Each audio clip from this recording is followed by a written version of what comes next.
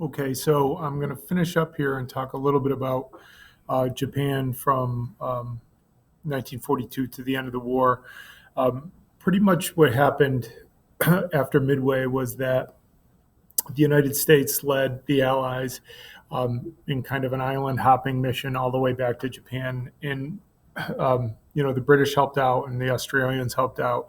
But really, what it was from island to island, from east to west, the U.S.-led coalition had to, take back these islands from the Japanese.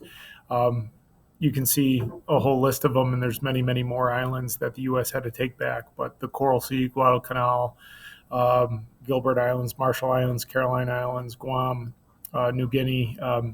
There was some offensive against the Japanese from the other side, from the west, from India, with some airdrops and some bombing raids, Iwo Jima, Philippines, and Okinawa. And a lot of these islands that the United States had to retake were pretty well fortified by the Japanese. They had dug out extensive,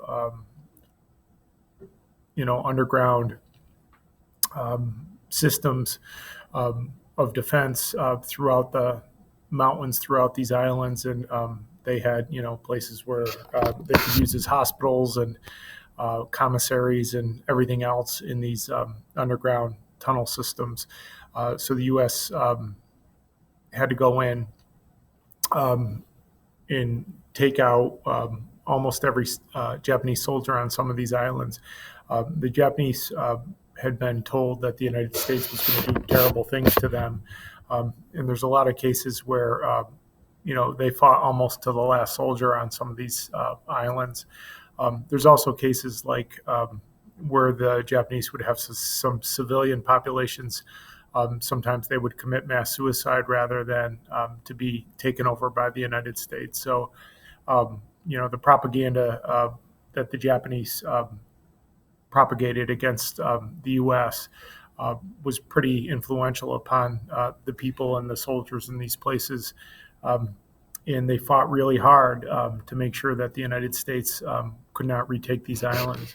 The biggest fear the Japanese had really was that the United States was going to land in mainland Japan, or not mainland, but the island of Japan, and was going to kind of disrupt their day-to-day life on their home islands.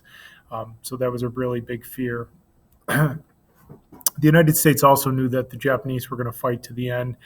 They had pretty good evidence from their island hopping campaign that the Japanese were not going to quit. They also were really nervous about landing in Japan. They thought that they might lose somewhere in the neighborhood of 500,000 to 1 million soldiers in trying to take Japan back. So in 1945, the United States started to launch some campaigns against the actual civilians of Japan. The first thing they did was they firebombed Tokyo in February of 1945. The firebombing of Tokyo actually killed more civilians than the atomic bomb in Hiroshima and Nagasaki. And really what the United States did was they just kept flying missions over Tokyo and dropping hundreds and hundreds of incendiary bombs. It burned somewhere in the neighborhood of half the city, and there was so much fire that there was actually no usable oxygen, and a lot of people asphyxiated because there was just so much fire consuming all the oxygen in the atmosphere. Buildings burned, people were charred to death, people asphyxiated, smoke inhalation. So somewhere around 200,000 people were said to have perished in the firebombing of Tokyo. The Japanese did not give up at that point, and the United States then decided they had a problem on their hands. They were either going to have to launch more of these these massive death raids against civilians in cities, or they were going to have to, a military invasion of the island of Japan. At the end of the day, they developed the atomic weapons that they used against Hiroshima and Nagasaki. There's a lot of debate about whether it should have been done or not.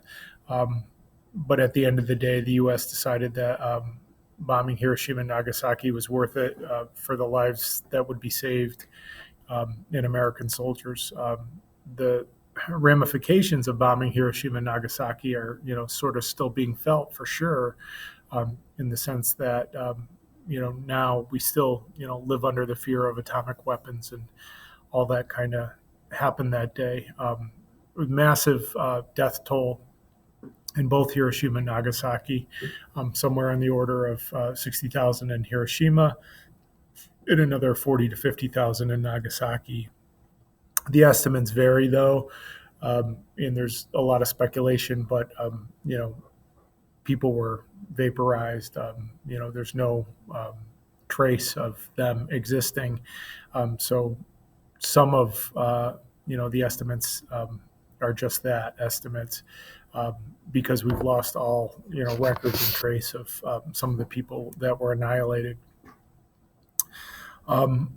Just to switch gears a little bit before the end here, on the home front during World War II, in all countries, Europe, North America, Asia, there's a big impact on the home front. There was rationing, meaning most of the metal and the textiles and the rubber and even food and oil and gas went to the army, so people couldn't get much of that during the war. The woman's role in every country changed. A lot of women went to work in factories. A lot of women went to work as nurses and clerical workers in the war effort. And one of the things that actually happened in a lot of these countries was there was kind of a renewed confidence in the work of women. And a lot of these women who went to work during the war didn't want to come out of the workforce after it was over, so they stayed right in it. In a lot of ways, the war sort of advanced the cause of women, at least in Europe and North America. The factories all had to switch over. So if you were producing cars before the war, you'd have to produce jeeps and tanks. If you were producing, clothing before the war, you'd have to produce uniforms and bandages. If you were producing food, you had to go into canned goods and non-perishable stuff that would be used in the war effort.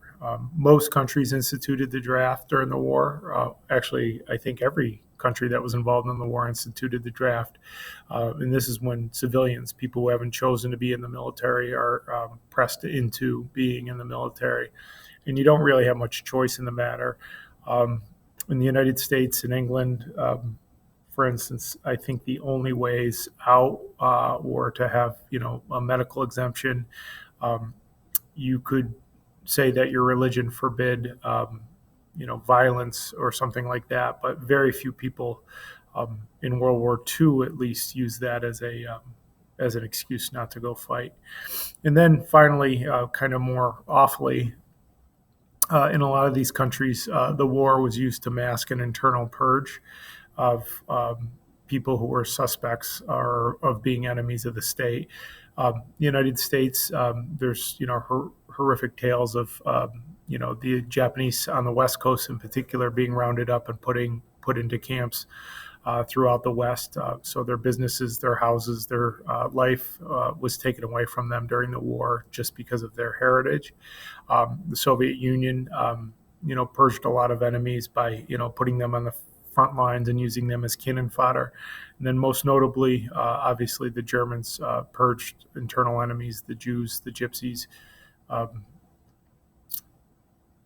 guess, in communists and in many others, many other groups that they felt were undermining their country. But the war was used sort of as an excuse to kind of, root out any sources of terrorism, internal terrorism that they stated that there was. So we'll end it there.